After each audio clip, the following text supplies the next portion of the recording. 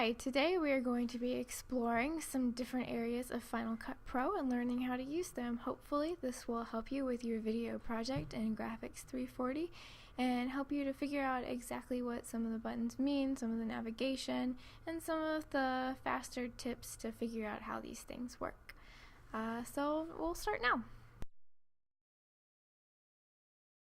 To add audio from your Assets menu into your timeline, simply drag your mouse across the audio that you want to select and then drag it down to the timeline. You can tell what clip the audio is attached to based on the little green line that attaches the audio to the video. You can also trim the audio clip that you just moved to your timeline by grasping either end of the clip and moving it backward or forward, just like you would with a video clip.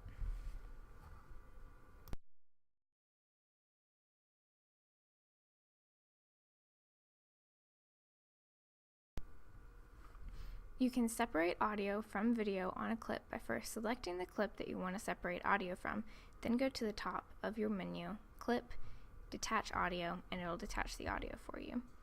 You can then move the audio freely wherever you'd like and trim it as necessary.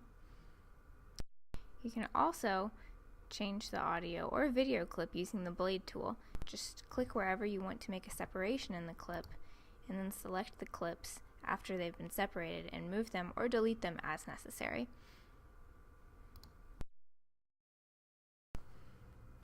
To create a good voiceover, one thing that you can do is after overlaying an audio clip, go to the video clip that still has audio and detach that audio. Then delete the audio that was on the original clip, and then you have just the voiceover clip, so it's a really clean play.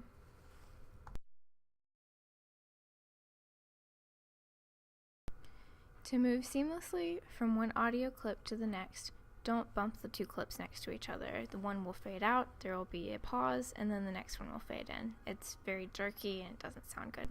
What you need to do is layer the clips. That means stack one on top of the other as seen here. Once you have them layered appropriately with like a couple of seconds overlap, make sure to grab the gray handles on either end of the clips that are being overlapped and then overlap the two gray handles. It'll create a kind of sloping look, and that means that it's going to be gradually fading in while the first clip is gradually fading out. And it creates a much nicer transition. Make sure that you play your audio, and if it doesn't sound right, continue messing with the handles. It will take a little bit of figuring, but it's the best method for transitioning between two audio clips. So if the volume is off between two clips, what you can do is move the line that runs through the audio clip up or down. It changes the decibel level. Up means that the clip will play louder, down means that it will play softer.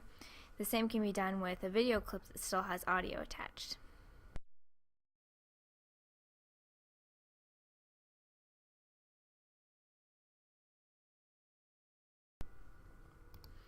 To retime a video clip, just select the clip or section of clip using the range selection tool that you want to retime.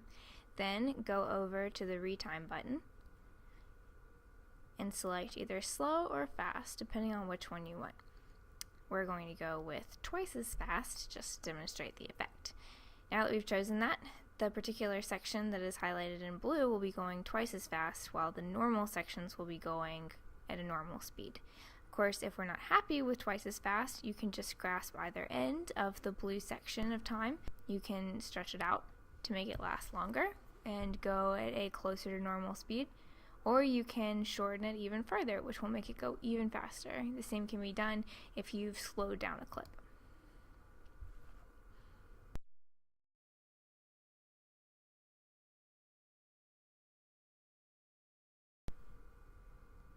Now, if we want a transition between two clips, say right here, we just go over to the transitions menu, and let's say that I really like the fade to black, so I'll put that between the two. And now, if we play, we can see a nice short transition, though personally I feel that maybe that was too short. Of course, if we want to make it longer or shorter, you can just drag the ends as wide as we need to, and it will play for a longer period of time.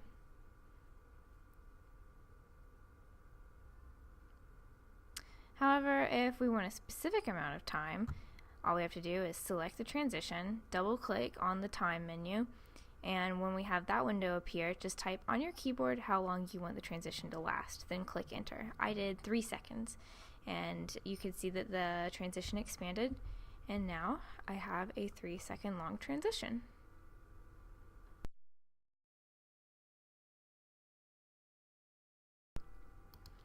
Now when you're adding titling effects, all you have to do is go to the title menu, and then Bumper Opener has some particularly good ones for opening clips with, and we'll select the one that we want, drag it into our timeline.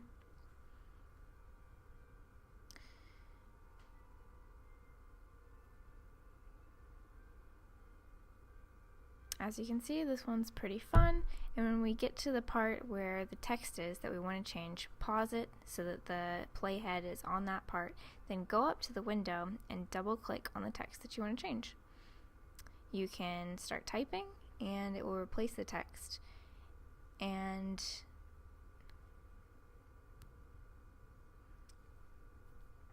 you can change any text that's on the screen. You can also go to the menu where you can see it changing and correct it over there too. You can also move any of the text on the screen to where you'd like to reposition it. Just grab the little circle at the bottom left of the text. On the right hand menu, there are a lot of other changes you can make. You can do special styles, which I'm not particularly fond of, but you might be. You can also change a lot of important things on the text window. You can change the size of the words, the font, the alignment, the tracking, lots of different things. If you scroll down, there are a lot of other things you can change too. I'll let you explore those on your own because there's a whole lot you can do with it. You just have to kind of find out what.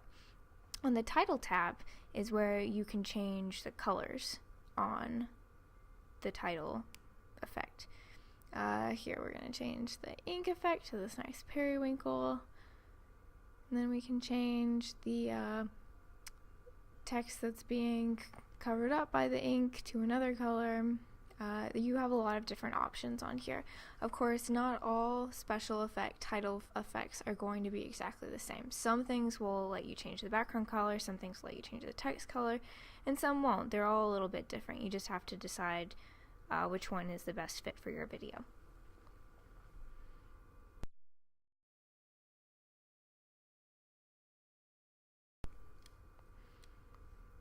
And this isn't so much of an instructional portion as it is a tip. When it comes to retiming special effects and title effects in particular, they're all a little bit different. The ink effect that we used a moment ago, you can try and shorten it and see if that'll work, but unfortunately it does nothing more than cut off the portion that you clipped. It's not going to speed it up or retime it in any way. However, if we go with this next effect, title effects are very weird, as we will see in just a moment. When you try and shorten this one to make it speed up, it actually does work. Pull it in really close, and it will speed up like 4 times as fast. So the thing is, you really just can't depend on a title to do what you think it's going to do. You need to know what it's going to do, and you need to plan for that. Don't just put a window in your video assuming that you can put something there and it'll work. I learned that one the hard way. I would just recommend that you decide as you're going through exactly what you're going to do with special effects, because they're all a little bit different.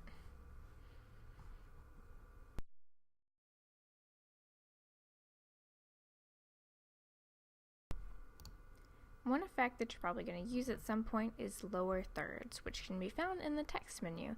It's the title that runs across the bottom of the screen when you are interviewing someone. Just click and drag the one that you want and stack it on top of the video clip that it should play over. This is what it's going to look like when it's overlapped, and this is the clip that it's going to be overlapping, and then when you play it all together, it looks like this. Of course, you'll be writing in your own text and the name and description and all of that. If it's too long or short for you, you can just grab the ends of it and drag it in or out, whichever you prefer.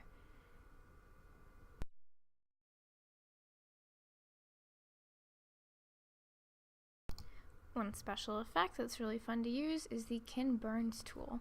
To use it, click the clip that you want, make sure that the playhead is over the top of the clip, and then go up to your transformation button.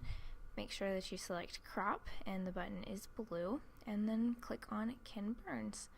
The green box is where the clip is going to be starting, and the red box is the frame where the clip ends. It's going to be transitioning from the start to end, slowly zooming in, just like famous director Ken Burns, his documentaries, where he does the slow zoom. Now you can drag and crop the frame however you'd like, and when you are satisfied, just click done. And that's how the frame is going to end.